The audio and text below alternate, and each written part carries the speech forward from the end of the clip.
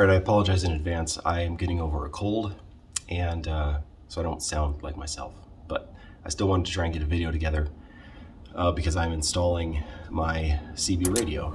CB radio is, for me, really important because it's my lifeline. It's a safety thing. If I don't feel safe overlanding or four-wheeling or road tripping or anything like that, then I'm going to get too anxious. I'm not going to enjoy myself. So I want to make sure that I'm safe. So CB radio was kind of top of my list for this new RAV.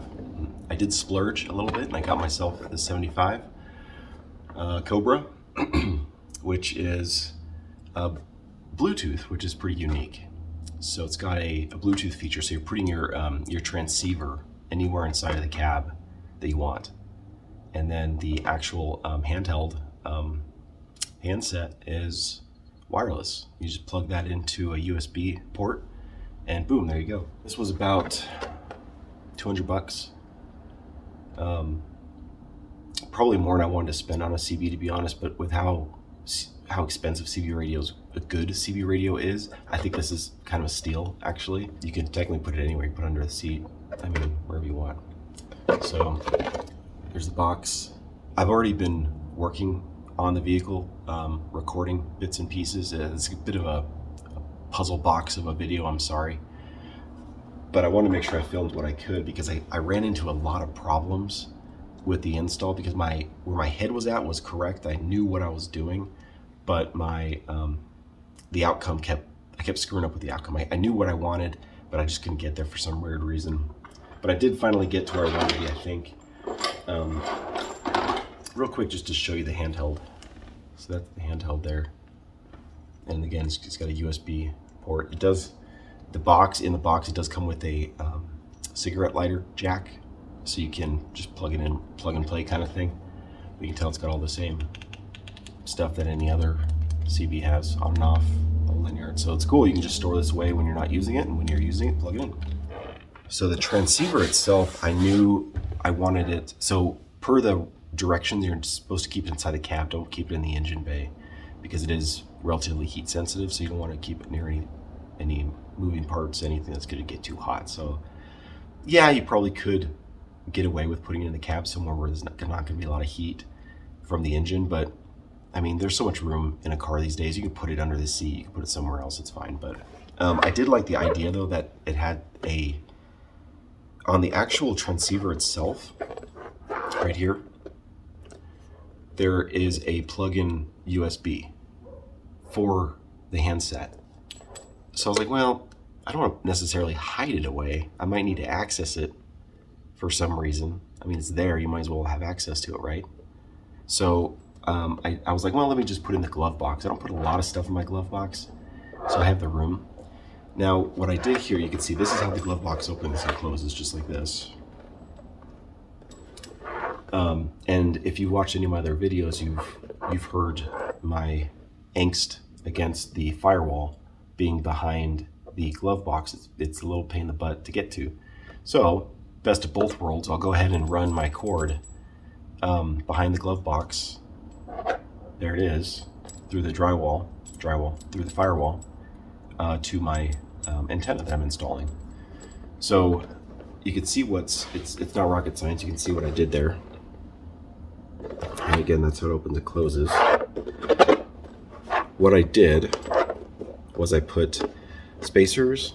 Now originally I had pretty short spacers. Originally I didn't have any spacers until I realized that when you open and close this, there's a gap about right there, give or take, of the vehicle. It actually stops about right there. So if you put it directly against this plastic mold, it's just gonna disappear and you won't be able to get to your USB. So if you're installing it in here for the reason to get to the USB, you're gonna have to add spacers. And another reason to add spacers is the back of this stops pretty abruptly and this barely fits. So if you put it too high, you won't have any room for your coax. That's what I ran into. So I actually went through 3 iterations of this. I had it originally docked right against the plastic, didn't work. Then I put spacers on it thinking it was going to be good enough. and it wasn't because the coax still didn't have enough room. And then I went and bought some much larger spacers, and now I have plenty of room. I did put wing nuts on here, and the main reason I put wing nuts on is because in an emergency situation, maybe I need to pull it off and test. I don't know, maybe you know me well enough to know that I overthink everything. So if I put a wing nut on here, that I know I could probably get it off without a tool. So pretty simple setup, nothing too crazy, but it's in there. It's not going anywhere. And luckily it's nice hard plastic. So I did drill 4 holes right there, and then I drilled a circle, as you can see. And I bought these firewall grommets off Amazon, and you get a bunch of them in one box. But so I went in and installed that for the cords. My interior fuse box will have a spot where I can put this, and then I'll attach everything else. And luckily this CB came with everything you need for the most part to just attach. So the antenna mount that I bought came from a company called, and I think I'm pronouncing this right, Rago Fabrication. So Rago Fabrication, they send you a couple of things here. They're made in the USA, and I found them on Amazon, I believe it was, for your ditch light. So it goes on your ditch light, comes off your ditch light, you can choose the extension. So here's the problem. The bracket is fine, there's nothing wrong with the bracket. The bracket is flat, however, so it's just a bracket. Now it's expecting you to put this on a flat surface. So if you're coming off of a flat ditch light and you're putting a flat extension on it, hence it being flat. Well, the ditch lights that go with this, or at least that I purchased for this RAV, are actually cockeyed purposely because it's a ditch light, so it's gonna come off, right? So it comes off at a certain angle that if the ditch light went on, my antenna is doing this. What I did was I went ahead and, with it trying my best not to damage the darn thing, I bent it out, and then even bending it out, unfortunately, the extension wasn't long enough to actually go on the side of the RAV4, so it had to go on the inside towards my wiper blades. So it works. Hopefully being that close to the window and other things won't affect the output, but we'll see. Okay, so I'm going to do my best at just narrating this because I couldn't talk much while installing this. So I did my initial summary, now I'll show you the process. Removing the glove box is very simple.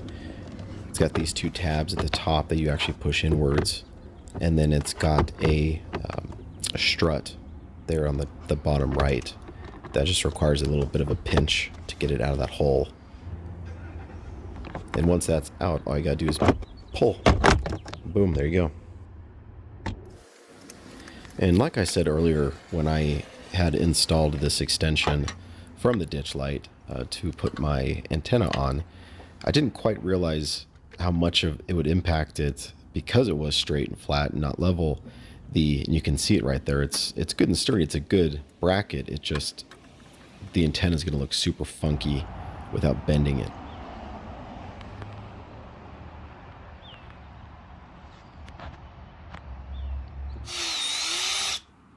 So I drilled 4 holes, and the holes I did end up having to make larger to accommodate larger screws after I realized I needed spacers.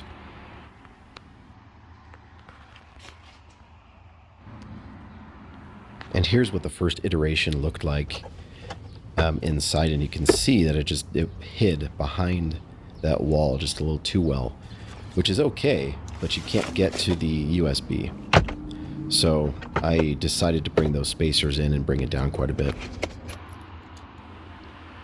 So here's the second iteration with the smaller spacers, which still didn't work. And here's the larger ones, and you can see the difference between all the spacers I tried using, from small to large, and It was my own fault. I should have measured everything out first before buying all the parts. But and you can see the size difference in the screws themselves, the wing nut style screws. And then with the spacers, it gives you that amount of just enough room there to get the USB in, or the handheld plugged into it, so you can utilize it as a secondary measure.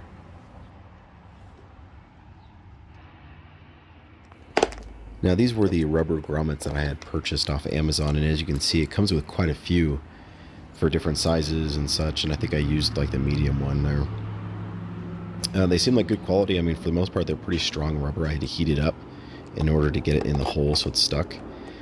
But they were pretty cheap on Amazon, and then you just cut your gap in there with just a razor blade.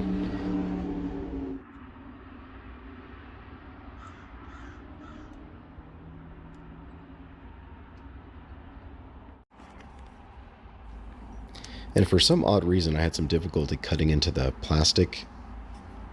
And it's not because the plastic was hard to cut into, it's because my tools suck. So, you know, you have good tools, you'll do fine.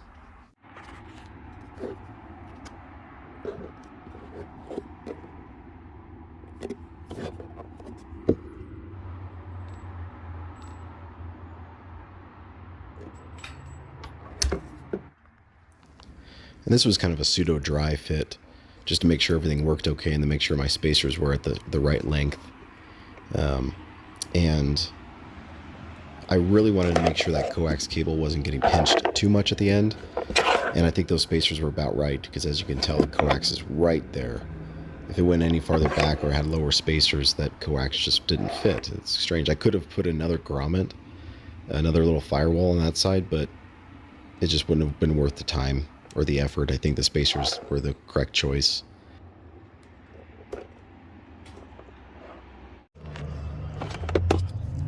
And here it is with the actual USB plugged in, or with the handheld plugged in, and it's actually got the space to plug it in now, finally. So again, I don't know if I'll ever use it that way because it's Bluetooth. There's really no reason, but it's got the option, so I figured we should be able to utilize the option.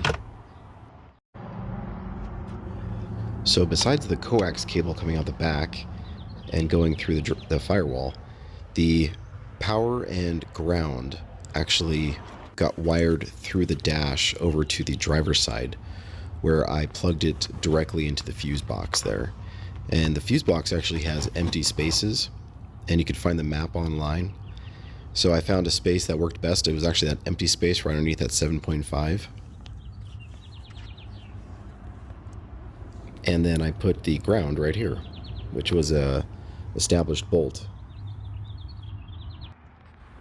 While I was putting this whole thing together, I found out pretty quick that that mount, that extension from the ditch light just wasn't working, and it needed to be altered. So I pulled it on and off, on and off, on and off, probably 50 times, and brought it over to my garage and kind of bent it to whatever proportion I felt appropriate. And here's the overall result. And I think the end result's not perfect, but it gives me enough space for that cable. And if it's over here on that side, the cable would be on the paint. So I don't think it'd be worth it. Plus, with how the hood opens, it would just be against the car the whole time. This was about the only option, was this. So it is what it is. Maybe I'll find a better solution in the future, but I think it looks pretty solid, and the antenna works. So that's what's most important.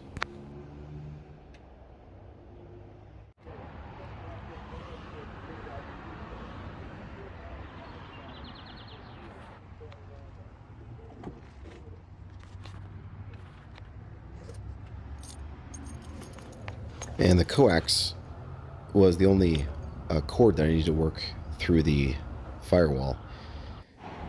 So I did that, and then I wrapped pretty much all the extra along my engine wall, and just kind of zip tied it. Coax came up through the top clean without pinching, and plugged in well. So it's got plenty of space there near the window. And when shut, you can see how it looks.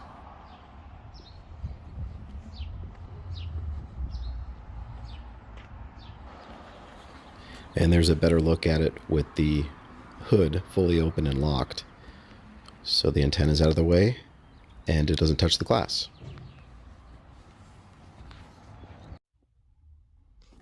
And here's the interior, what I did with the handheld. The Cobra comes with one of the old school mounts, but I took one of my old magnet mounts and customized it for the back.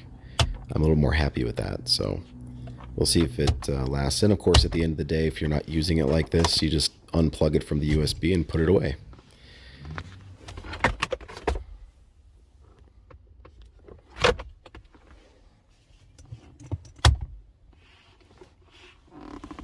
And sadly enough, I'm going to have to reopen this dash and get to this. This is going to be another USB plug-in, which I'm going to designate for the handset.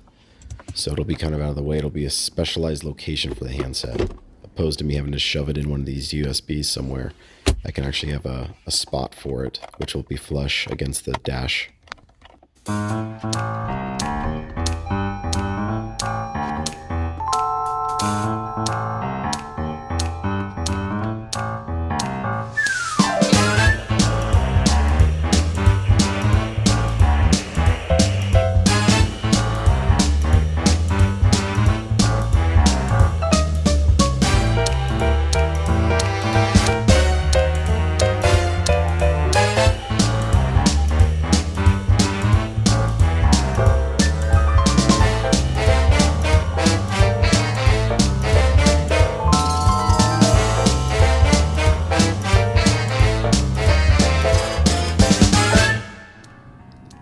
So disclaimer, I am not a CB radio expert. I also do not install things on a regular basis. So this is an install video from a novice. If there was anything I did right or anything I did wrong, comment below and let's learn from each other. And I hope you enjoyed the video. And I think the install was a success for the most part. We'll be able to test it soon enough. And be sure to like and subscribe for more videos that I create. And let me know what you think. The mountains are calling. Bye.